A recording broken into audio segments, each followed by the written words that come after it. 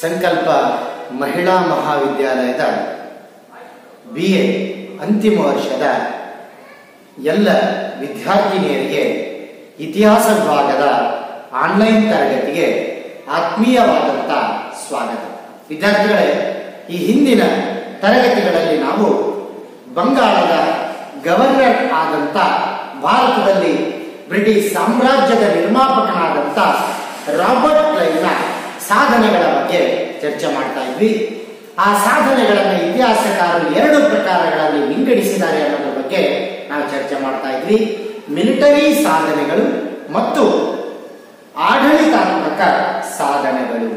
ಈ ಎರಡು ಸಾಧನೆಗಳನ್ನು ನಾವು ಈ ಹಿಂದಿನ ತರಗತಿಗಳಲ್ಲಿ ಅಭ್ಯಾಸ ಮಾಡಿದ್ದೀವಿ. ಹಾಗಾದರೆ ಇವತ್ತಿನ ಈ ತರಗತಿಯಲ್ಲಿ ನಾವು ರಾಬರ್ಟ್ ಕ್ಲೈವ್ನ ಮುಂದುವರೆದಂತ ಭಾಗ,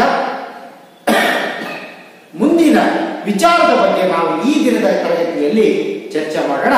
ಹಾಗಾದರೆ ಆ ವಿಚಾರ ಏನು ಅಂದ್ರೆ, ರಾಬರ್ಟ್ ಕ್ಲೈವ್ನ ಆಂತರಿಕ ಸುಧಾರಣೆಗಳು. ಯಾವ ವಿದ್ಯಾರ್ಥಿಗಳೇ?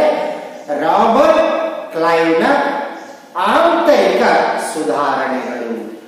ಆಂತರಿಕ ಸುಧಾರಣೆಗಳು ಅಂದ್ರೆ ಏನು?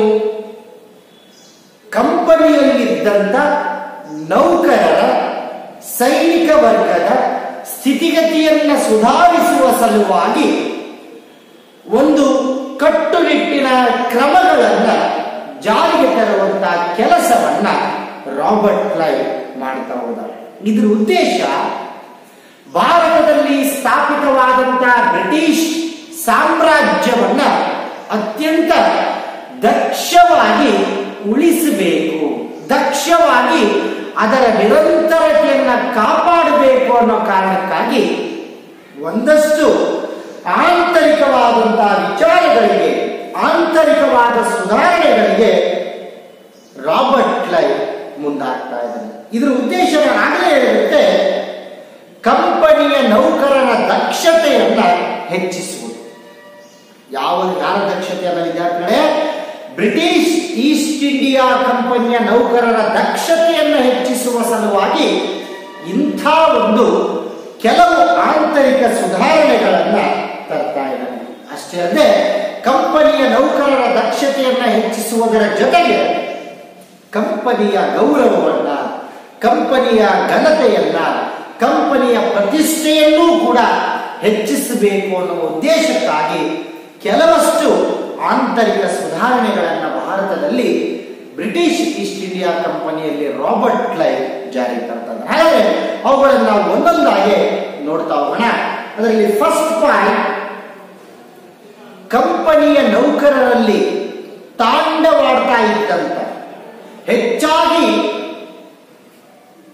ತೊಂದರೆಯನ್ನ ಕೊಡ್ತಾ ಇದ್ದಂತ ನೌಕರರ ಭ್ರಷ್ಟಾಚಾರವನ್ನ, ಲಂಚ ಸ್ವೀಕರಿಸುವಂತದ್ದನ್ನ, ಉಡುಗೊರೆಗಳನ್ನ ಸ್ವೀಕರಿಸುವಂತದ್ದನ್ನ ಮನಗಂಡಂತ ರಾಬರ್ಟ್ ಕ್ಲೈವ್ ಕಂಪನಿಯ ನೌಕರರ ಭ್ರಷ್ಟಾಚಾರವನ್ನ ಸಂಪೂರ್ಣವಾಗಿ ನಿಷೇಧಿಸುವಂತ ಕೆಲಸವನ್ನ ಮಾಡ್ತಾ ಇದ್ದಾರೆ. ಅಷ್ಟೇ ಅಲ್ಲ, ಕಂಪನಿಯ ನೌಕರರ ಕಾರ್ಯ ಕಂಪನಿಗೆ ಮಾತ್ರ ಸೀಮಿತವಾಗಿರಬೇಕು. ಆ ಕಂಪನಿಯ ನೌಕರರು ಯಾವುದೇ ಕಾರಣಕ್ಕೂ ಕೂಡ ಖಾಸಗಿ ವ್ಯಾಪಾರದಲ್ಲಿ ಪಾಲ್ಗೊಳ್ಳುವಂತಿಲ್ಲ. ನೋಡಿ, ಖಾಸಗಿ ವ್ಯಾಪಾರದಲ್ಲಿ ತಮ್ಮನ್ನ ತಾವು ತೊಡಗಿಸಿಕೊಳ್ಳುವಂತಿಲ್ಲ. ಯಾಕೆ ಅಂದ್ರೆ ಅವರಿಗೆ ಸಂಬಳ ಕೊಡುವಂಥದ್ದು ಬ್ರಿಟಿಷ್ ಈಸ್ಟ್ ಇಂಡಿಯಾ ಕಂಪನಿ. ಆ ಸಂಬಳಕ್ಕೆ ಸರಿಯಾಗಿ ಅವರು ಕಂಪನಿಗೋಸ್ಕರ ಕಾರ್ಯವನ್ನ ಮಾಡಬೇಕಾಗುತ್ತೆ ಅನ್ನುವಂಥದ್ದು ಇದರ ಉದ್ದೇಶ ಆಗಿತ್ತು. ವಿದ್ಯಾರ್ಥಿಗಳೇ, ರಾಬರ್ಟ್ ಕ್ಲೈವ್ ಜಾರಿಗೆ ತಂದಂತ ಮೊದಲ ಆಂತರಿಕ ಸುಧಾರಣೆ ಏನು ಅಂದ್ರೆ ಕಂಪನಿಯ ನೌಕರರ ಭ್ರಷ್ಟಾಚಾರವನ್ನು ತಡೆಯೋದು, ಹಾಗೆ ಕಂಪನಿಯ ನೌಕರರ ಖಾಸಗಿ ವ್ಯಾಪಾರದಲ್ಲಿ ಪಾಲ್ಗೊಳ್ಳೋದನ್ನ ಕಡ್ಡಾಯವಾಗಿ ನಿಷೇಧಿಸುವಂತ ಕೆಲಸವನ್ನ ರಾಬರ್ಟ್ ಕ್ಲೈವ್ ಮಾಡಿದ. ಇದರಿಂದ ಕಂಪನಿಯ ನೌಕರರು ಕಂಪನಿಗಾಗೆ ಸೀಮಿತ ಆದರೂ ಆ ಕಂಪನಿಯ ಕಾರ್ಯ ಕೆಲಸಗಳು ಮತ್ತಷ್ಟು ಚುರುಕುಗೊಳ್ಳೋದಕ್ಕೆ, ಮತ್ತಷ್ಟು ವೇಗವನ್ನ ಪಡ್ಕೊಳ್ಳೋದಕ್ಕೆ ಸಾಧ್ಯ ಆಗ್ತಾ ಹೋಯಿತು. ಹಾಗೆ ರಾಬರ್ಟ್ ಕ್ಲೈವ್ ತಂದಂತ ಎರಡನೇ ಆಂತರಿಕ ಸುಧಾರಣೆ ಯಾವುದು ಅಂದ್ರೆ ಕೆಲಸ ಮಾಡಿದ ನಿಜ.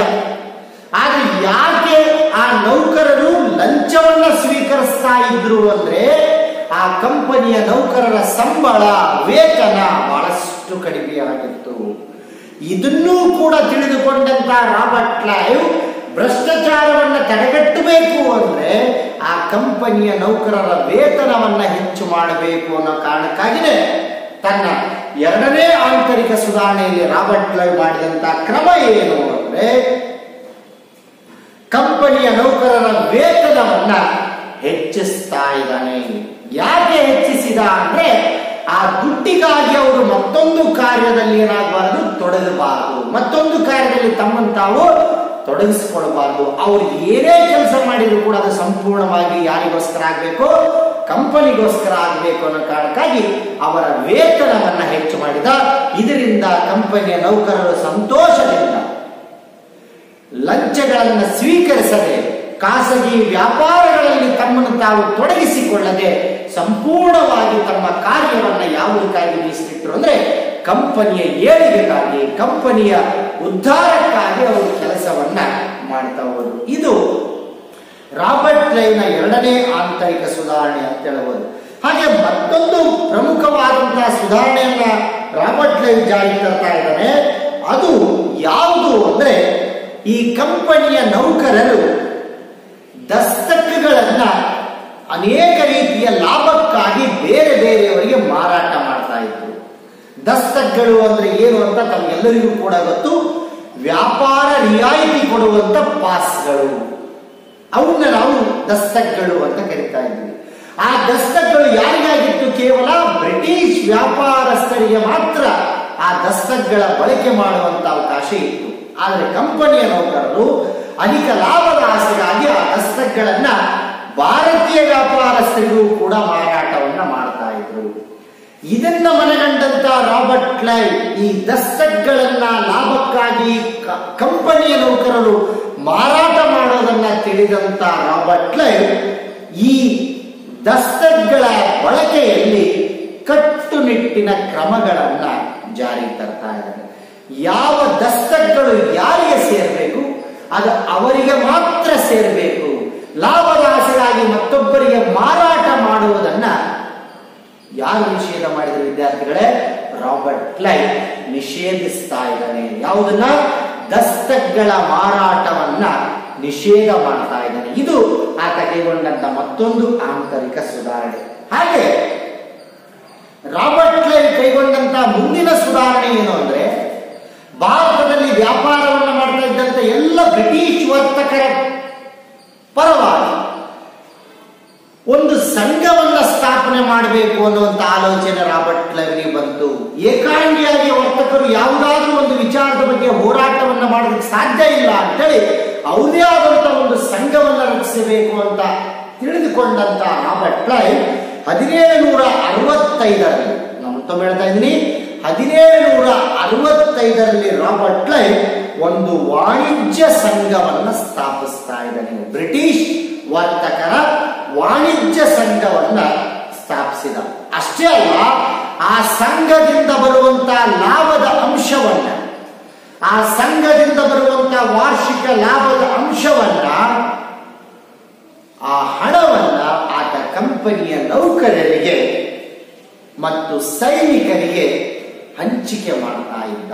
ನೋಡ್ರಿ, ಬೇರೆ ಬೇರೆ ಸಂಘಗಳನ್ನ ಸ್ಥಾಪಿಸುವ ಮೂಲಕ ಅದರಿಂದ ಬರುವಂತಹ ಆದಾಯವನ್ನ ಇಲ್ಲಿ ಕಂಪನಿಯ ನೌಕರಿಗೆ ಮತ್ತು ಬ್ರಿಟಿಷ್ ಸೈನಿಕರಿಗೆ ಹಂಚಿಕೆ ಮಾಡಿದ್ದರಿಂದಾಗಿ ವರ್ತಕರಿಗೂ ಒಂದು ಸಂಘ ಆಯಿತು. ಆ ಸಂಘದಿಂದ ಬಂದಂತಹ ಲಾಭದಿಂದಾಗಿ ನೌಕರರಿಗೂ ಹೆಚ್ಚಿನ ಸಂಬಳ ಸಿಕ್ತು, ಸೈನಿಕರಿಗೂ ಕೂಡ ಹೆಚ್ಚಿನ ಆದಾಯ ಬರ್ತಾ ಹೋಯಿತು. ಈ ರೀತಿ ಎಲ್ಲರನ್ನೂ ಕೂಡ ಒಂದು ರೀತಿಯ ಬಲಾಢ್ಯರನ್ನಾಗಿ ಮಾಡುವಂತ, ಶಕ್ತಿಶಾಲಿಗಳನ್ನಾಗಿ ಮಾಡುವಂತ ಕಾರ್ಯವನ್ನ ರಾಬರ್ಟ್ ಕ್ಲೈವ್ ಮಾಡ್ತಾ ಹೋದ. ಹಾಗೆ ಮತ್ತೊಂದು ರಾಬರ್ಟ್ ಕ್ಲೈವ್ ಕೈಗೊಂಡಂತ ಆಂತರಿಕ ಸುಧಾರಣೆ ಏನು ಅಂದ್ರೆ ಬಹಳ ಮುಖ್ಯವಾದದ್ದು ಸೈನಿಕರ ಕ್ಷೇತ್ರಕ್ಕೆ ಸಂಬಂಧಪಟ್ಟಿದ್ದು. ಸೈನಿಕರ ಕ್ಷೇತ್ರಕ್ಕೆ ಯಾವ ರೀತಿಯ ಸುಧಾರಣೆಯನ್ನ ತಂದ ಅಂದ್ರೆ, ಈ ಮೊದಲು ಸೈನಿಕರು ನಿರಂತರವಾಗಿ ವೇತನವನ್ನ ಪಡಿತಾ ಇದ್ರು, ನಿರಂತರವಾಗಿ ಭತ್ಯೆಯನ್ನ ಪಡಿತಾ ಇದ್ರು. ಅದು ಯುದ್ಧಗಳು ಇರಲಿ ಅಥವಾ ಇರದೇ ಇರಲಿ, ಅವರಿಗೆ ನಿರಂತರವಾಗಿ ಭತ್ಯೆಯನ್ನು ನೀಡಲಾಗ್ತಿತ್ತು. ಈ ರೀತಿಯ ಅನವಶ್ಯಕ ಖರ್ಚನ್ನ ಮನಗಂಡಂತ ರಾಬರ್ಟ್ ಕ್ಲೈವ್ ಒಂದು ಹೊಸ ವ್ಯವಸ್ಥೆಯನ್ನು ಸೈನಿಕ ಪದ್ಧತಿಯಲ್ಲಿ ಜಾರಿಗೆ ತಂದ. ಯಾವ ರೀತಿ ವ್ಯವಸ್ಥೆ ಅಂದ್ರೆ, ಸೈನ್ಯವನ್ನ ಬ್ರಿಗೇಡ್ಗಳಾಗಿ ವಿಂಗಡಿಸಿದ. ಬ್ರಿಗೇಡ್ ಅಂದ್ರೆ ಗುಂಪು ಅಂತ ಕರಿತೀವಿ. ಅಂದ್ರೆ ಬ್ರಿಗೇಡ್ ಅಂದ್ರೆ ರಿಸರ್ವ್ ಫೋರ್ಸ್, ಸಿವಿಲ್ ಫೋರ್ಸ್ ಅಂದ್ರೆ ಕಾಯ್ದಿರಿಸಿದ ತುಕಡಿ, ನಾಗರಿಕ ತುಕಡಿ ಅಂತ ಕರಿತೀವಿ. ಈ ರೀತಿ ಸೈನ್ಯವನ್ನು ಎರಡು ಭಾಗಗಳಾಗಿ ವಿಂಗಡಿಸಿದ. ಒಂದು ಕಾಯ್ದಿರಿಸಿದ ಸೈನ್ಯ, ಮತ್ತೊಂದು ನಾಗರಿಕ ಸೈನ್ಯ. ಕಾಯ್ದಿರಿಸಿದ ಸೈನ್ಯ ಅಂದ್ರೆ ಯುದ್ಧ ಕಾಲದಲ್ಲಿ ಬಳಕೆಯಾಗುವಂತ ಸೈನ್ಯ.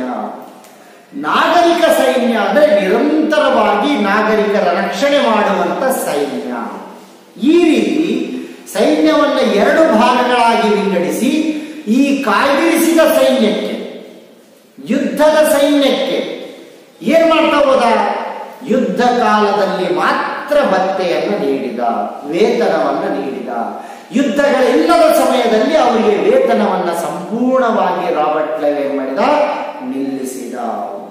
ಇದು ಒಂದು ರೀತಿಯಲ್ಲಿ ಕಂಪನಿಗೆ ಒಳ್ಳೆಯದಾಗಿದೆ, ಒಂದು ರೀತಿಯಲ್ಲಿ ಕಂಪನಿಗೆ ಆರ್ಥಿಕವಾಗಿ ಲಾಭವನ್ನು ತಂದುಕೊಟ್ರೆ, ಆದರೆ ಸೈನಿಕ ದೃಷ್ಟಿಯಿಂದ ನಾವು ನೋಡಿದಾಗ ಇದು ರಾಬರ್ಟ್ ಕ್ಲೈವ್ ಮಾಡಿದಂತ ಒಂದು ತಪ್ಪು ನಿರ್ಣಯ ಅಂತ ನಾವು ಹೇಳ್ಬೋದು. ಯಾಕೆ ಅಂದ್ರೆ ನಿರಂತರವಾಗಿ ಭತ್ಯೆಯನ್ನು ಪಡಿತಾ ಇದ್ದಂತಹ ಸೈನಿಕರು ರಾಬರ್ಟ್ ಕ್ಲೈವ್ನ ಈ ಬ್ರಿಗೇಡ್ ನೀತಿಯಿಂದಾಗಿ, ಗುಂಪುಗಾರಿಕೆ ನೀತಿಯಿಂದಾಗಿ ಕೆಲ ಸೈನಿಕರು ಈ ಭತ್ಯೆಯನ್ನ ಪಡೆಯೋದು ಏನಾಗ್ತಾ ಹೋಯ್ತು, ತೊಂದರೆ ಆಗ್ತಾ ಹೋಯ್ತು. ಯುದ್ಧ ಕಾಲದಲ್ಲಿ ಮಾತ್ರ ಭತ್ಯೆ, ಉಳಿದ ಸಮಯದಲ್ಲಿ ಅವರಿಗೆ ವೇತನ ಇಲ್ಲ ಅಂದ್ರೆ ಅವರ ಜೀವನ ನಿರ್ವಹಣೆ ಮಾಡೋದೇನಾಗ್ತಾ ಹೋಯ್ತು, ಕಷ್ಟ ಆಗ್ತಾ ಹೋಯ್ತು. ಇದು ಸ್ವಲ್ಪ ರಾಬರ್ಟ್ ಕ್ಲೈವ್ ಕಂಪನಿಯ ಪರವಾಗಿ ಮಾಡಿದಂತ ಒಂದು ಸುಧಾರಣೆ ಅಂತ ಹೇಳ್ಬೋದು. ಇದು ಸೈನಿಕರ ಪರವಾದಂತಹ ಸುಧಾರಣೆ ಅಲ್ಲ. ಹಾಗೆ ಮುಂದಿನ ಸುಧಾರಣೆ, ಆಂತರಿಕ ಸುಧಾರಣೆ ರಾಬರ್ಟ್ ಕ್ಲೈವ್ ಕೈಗೊಂಡಿದ್ದು ಯಾವುದು ಅಂದ್ರೆ, ಕಂಪನಿಯ ಕಾರ್ಯದಕ್ಷತೆಯನ್ನು ಹೆಚ್ಚಿಸುವ ಸಲುವಾಗಿ,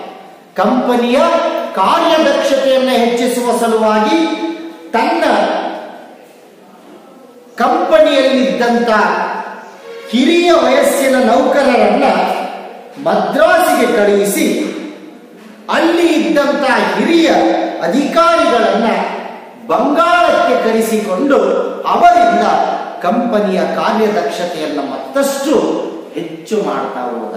ಅಂದ್ರೆ ಬಂಗಾಳದಲ್ಲಿದ್ದಂತ ಕಿರಿಯ ಅಧಿಕಾರಿಗಳನ್ನ ಮದ್ರಾಸ್ ಕಂಪನಿಗೆ ಕಳಿಸಿಕೊಟ್ಟು, ಮದ್ರಾಸ್ ಕಂಪನಿಯಲ್ಲಿದ್ದಂತಹ ಹಿರಿಯ ಅಧಿಕಾರಿಗಳನ್ನ ಬಂಗಾಳಕ್ಕೆ ಕರೆಸಿಕೊಂಡು ಆ ಕಂಪನಿಯ ಕಾರ್ಯದಕ್ಷತೆಯನ್ನ ಅನುಭವದಿಂದ ಕೂಡಿದಂತ ಅಧಿಕಾರಿಗಳಿಂದ ಮತ್ತಷ್ಟು ಕಾರ್ಯವನ್ನ ಮಾಡಬಹುದು ಅನ್ನೋ ಕಾರಣಕ್ಕಾಗಿ ಕಿರಿಯ ಅಧಿಕಾರಿಗಳನ್ನ ಮದ್ರಾಸ್ ಕಂಪನಿಗೆ ಕಳಿಸಿಕೊಟ್ಟು ಹಿರಿಯ ಅಧಿಕಾರಿಗಳನ್ನ ಬಂಗಾಳ ಕಂಪನಿ ಕರೆಸಿಕೊಂಡು ಆತ ಮತ್ತಷ್ಟು ಕಂಪನಿಯ ಏಳಿಗೆಗೆ ಕಾರಣ ಆಗ್ತಾ ಹೋದ. ಹಾಗೆ ಮತ್ತೊಂದು ಪ್ರಮುಖ ಆಂತರಿಕ ಸುಧಾರಣೆ ಏನು ಅಂದ್ರೆ, ರಾಬರ್ಟ್ ಕ್ಲೈವ್ ಅಲಹಾಬಾದ್ ಒಪ್ಪಂದದಿಂದಾಗಿ ಬಂದಂತ ಅನೇಕ ರೀತಿಯ ಯುದ್ಧ ಪರಿಹಾರದ ಭತ್ಯೆಯನ್ನು, ಯಾವ್ದು ವಿದ್ಯಾರ್ಥಿಗಳೇ, ಯುದ್ಧ ಪರಿಹಾರದ ಭತ್ಯೆಗಳನ್ನ, ಆ ಬಂದಂತ ಹಣವನ್ನ ತನ್ನ ಹೆಸರಿನಲ್ಲಿ, ಅಂದ್ರೆ ರಾಬರ್ಟ್ ಕ್ಲೈವ್ ತನ್ನ ಹೆಸರಿನಲ್ಲಿ ಒಂದು ನಿಧಿಯನ್ನಾಗಿ ಕಾಯ್ದಿರಿಸಿದ.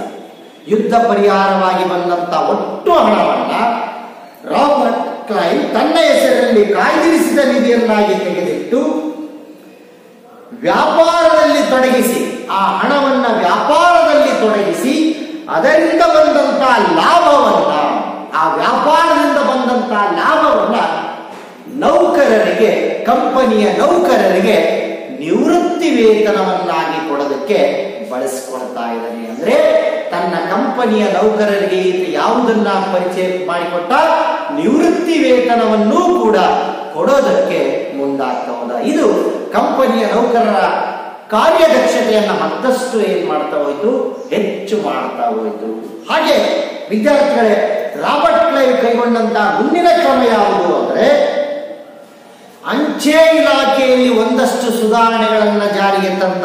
ಭಾರತದಲ್ಲಿ 1776ರಲ್ಲಿ, ವಿಶೇಷವಾಗಿ ಬಂಗಾಳದಲ್ಲಿ ಮೊಟ್ಟ ಮೊದಲ ಬಾರಿಗೆ ಅಂಚೆ ಇಲಾಖೆಯನ್ನ ಜಾರಿಗೆ ತಂದಂತ ಕೀರ್ತಿ ಯಾರಿಗೆ ಸಲ್ತಾ ಇದೆ? ರಾಬರ್ಟ್ ಕ್ಲೈವ್ಗೆ ಸಲ್ತಾ ಇದೆ. ಈ ಅಂಚೆ ಇಲಾಖೆಯಿಂದ ಆಗುವಂತ ಲಾಭ ಏನು ಅಂದ್ರೆ, ವಿಷಯಗಳನ್ನು ನಾವು ಒಂದು ಸ್ಥಳದಿಂದ ಮತ್ತೊಂದು ಸ್ಥಳಕ್ಕೆ ಏನ್ ಮಾಡಬಹುದು?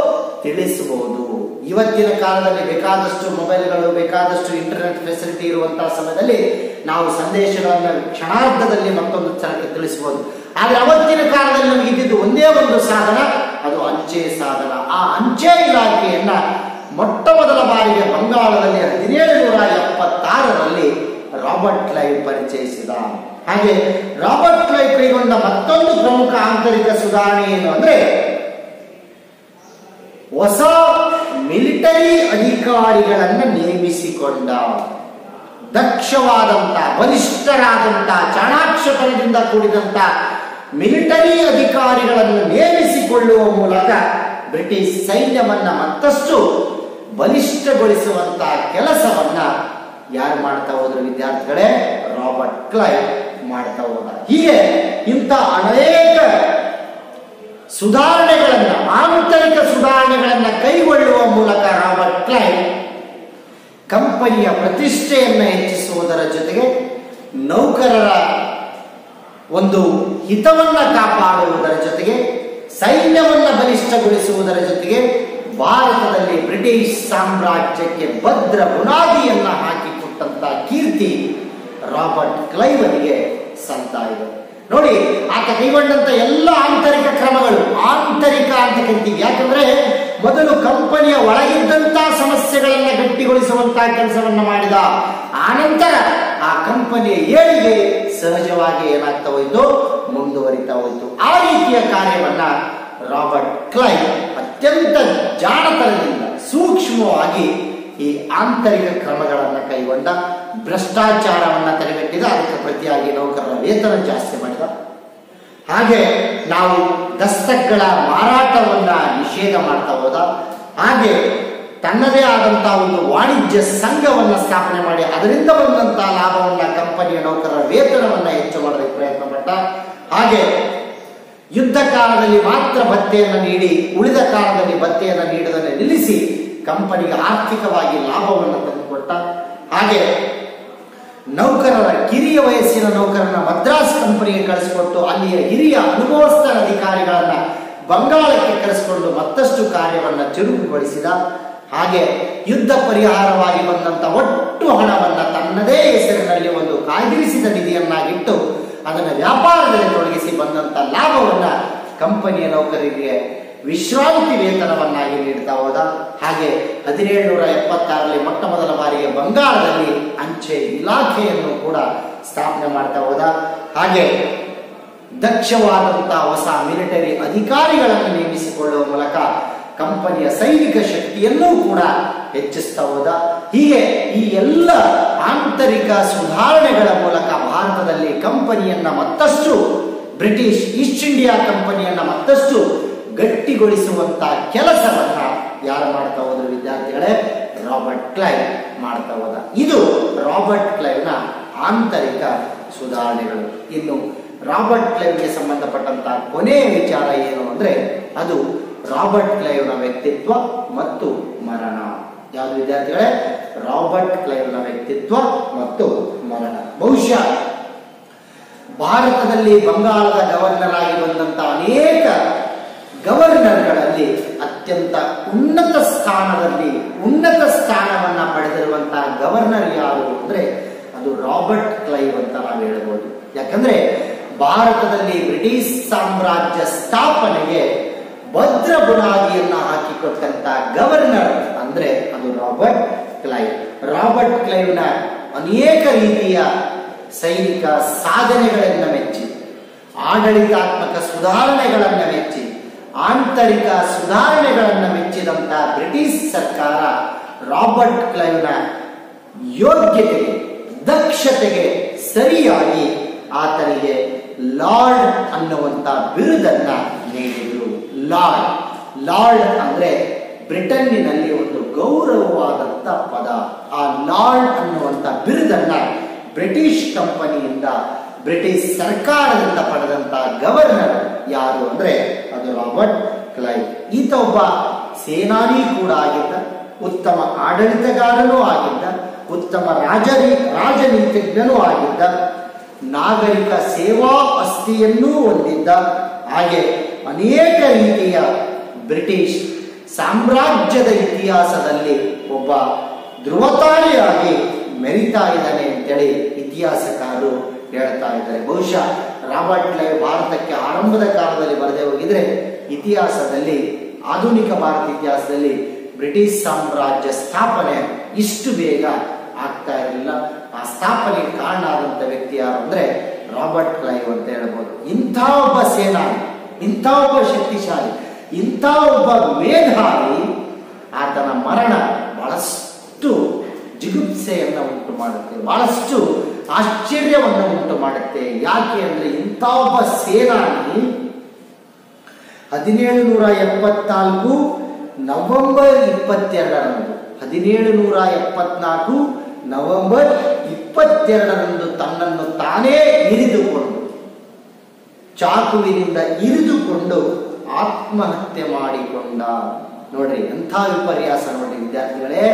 ಭಾರತದಲ್ಲಿ ಬ್ರಿಟಿಷ್ ಸಾಮ್ರಾಜ್ಯ ಸ್ಥಾಪನೆಗೆ ಕಾರಣ ಆದಂತಹ ಈ ಗವರ್ನರ್, ಸೇನಾನಿ, ಬಲಿಷ್ಠ ವ್ಯಕ್ತಿ, ಮೇಧಾವಿ, ಇಂಥ ವ್ಯಕ್ತಿ ತನ್ನನ್ನು ತಾನೇ ಇರಿದುಕೊಂಡು ಆತ್ಮಹತ್ಯೆ ಮಾಡಿಕೊಂಡ. ಅಂದ್ರೆ ಅದಕ್ಕೆ ಕಾರಣ ಏನು ಅಂದ್ರೆ ಈತ ಬಹಳಷ್ಟು ಮಾನಸಿಕ ಖಿನ್ನತೆಗೆ ಒಳಗಾಗಿದ್ದ, ಬಹಳಷ್ಟು ಮಾನಸಿಕವಾಗಿ ಖಿನ್ನತೆಗೆ ಒಳಗಾಗಿದ್ದರಿಂದಾಗಿ ಎಲ್ಲಾ ರೀತಿಯ ಸುಖವನ್ನ ಉಂಡಂತ ಈತ ಕೊನೆಗೆ ತಾನೇ ಆತ್ಮಹತ್ಯೆಯನ್ನ ಮಾಡಿಕೊಂಡ. ಆದರೆ ಇದು ನಿಜಕ್ಕೂ ಕೂಡ ವಿಪರ್ಯಾಸ. 1774 ನವೆಂಬರ್ 22ರಂದು ಈತ ತನ್ನನ್ನು ತಾನು ಇರಿದುಕೊಂಡು ಆತ್ಮಹತ್ಯೆ ಮಾಡಿಕೊಳ್ಳುವ ಮೂಲಕ ತನ್ನ ಜೀವನ ಚರಿತ್ರೆಯನ್ನ ಪೂರ್ಣಗೊಳಿಸಿದ. ಸೊ ಇದು ವಿದ್ಯಾರ್ಥಿಗಳೇ ರಾಬರ್ಟ್ ಕ್ಲೈವ್ನ ಜೀವನ ಮತ್ತು ಸಾಧನೆಗಳಿಗೆ ಸಂಬಂಧಪಟ್ಟಂತ ಒಂದಿಷ್ಟು ವಿಚಾರ.